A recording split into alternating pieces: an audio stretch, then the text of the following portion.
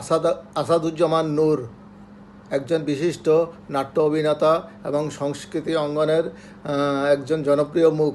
আমরা তাকে বাকের ভাই হিসেবে চিনতাম বা চিনি। বহু আগে হুমায়ুন আহমেদের একটি নাটকের কেন্দ্রীয় চরিত্রে তিনি অভিনয় করেছিলেন। তাকে একজন মাস্তানের নেতা হিসেবে দেখা গিয়েছিল এবং মাস্তান হলে তিনি প্রচুর জনপ্রিয়তা অর্জন করেছিলেন। নাটকের শেষ ভাগে এসে বাকের ভাইকে সাজানো মামলায় ফাঁসি দেওয়া হয়। আমার যতটুকু মনে আছে সেই সময় বাংলাদেশের আবেগতাড়িত জনগণ এবং ভক্ত শ্রোতারা মিছিলও করেছিল তার ফাঁসি যাতে না হয়, অথচ সেই ফাঁসিটি হয়েছিল নাটকে, বাস্তবে নয়। সেই আসাদুজ্জামান নূরকে গ্রেপ্তারের পর অনেকে এর প্রতি নিন্দা জানিয়েছিলেন যে তিনি একজন ভালো মানুষ, তাকে কেন গ্রেপ্তার করা হয়েছে। আসুন আমরা আসাদুজ্জামান নূর সম্পর্কে কিছু তথ্য জেনে নেই।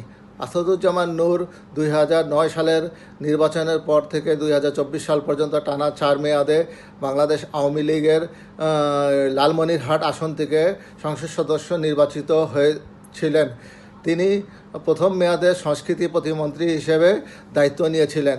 সংস্কৃতি প্রতিমন্ত্রী হওয়ার সময় সংসদে মাইদুল ইসলামের কাছে একটা প্রস্তাব দিয়েছিল কিছু সংসদ সদস্য যে কাজী নজরুল ইসলামকে যেন জাতীয় কবি হিসেবে সংবিধানে অন্তর্ভুক্ত করা হয়। সেই সময় আসাদুজ্জামান নূর খুব বাজেভাবে একটা রিয়াকশন দিয়েছিলেন সংসদে যে কাজী নজরুল ইসলামকে আমরা কেন জাতীয় কবি হিসেবে সংবিধানে অন্তর্ভুক্ত করব, তিনি তো আমাদের মনেই রয়েছেন। হ্যাঁ, সেই সময় অন্যান্য সংসদ সদস্যরা বলেছিলেন তিনি মনে থাকলেও তার কাজী নজরুল ইসলামের গজল, ইসলামিক সঙ্গীত আমাদের জাতীয় সম্পদ। আমরা যদি কাজী নজরুল ইসলামকে সঠিক মূল্যায়ন না করতে পারি তাহলে আমরা আমাদের বিবেকের কাছে দায়বদ্ধ হব। সেই সময় কিছু সংসদ সদস্য এমনও বলেছিলেন তাহলে আমরা কেন শেখ মুজিবুর রহমানকে জাতির পিতা হিসেবে সংবিধানে অন্তর্ভুক্ত করেছি। সেই প্রশ্নের উত্তরে আসাদুজ্জামান নূর কোনো উত্তর দিতে পারেননি। যাই হোক, কাজী নজরুল ইসলামের কথা আমরা নাইবা বললাম। আসাদুজ্জামান নূরের আরেকটি ভয়ঙ্কর আমলনামা রয়েছে। 2013 সালে উনি লালমনিরহাট নিজস্ব নির্বাচনী এলাকায় গিয়েছিলেন। সেই সময় বিএনপি শিবির বনাম আওয়ামী লীগের নেতাকর্মীদের সঙ্গে ভয়াবহ সংঘর্ষ হয়েছিল। তখন আসাদুজ্জামান নূরের গাড়িতে আক্রমণ করা হয়েছে বলে আসাদুজ্জামান নূর দাবি করেছিলেন এবং সেই সময় সেই সংঘর্ষে ঘটনাস্থলেই আওয়ামী লীগের 4 জন এবং জামাত শিবির এবং ছাত্রদলের 3 জন বা 4 জন কর্মী মারা গিয়েছিল।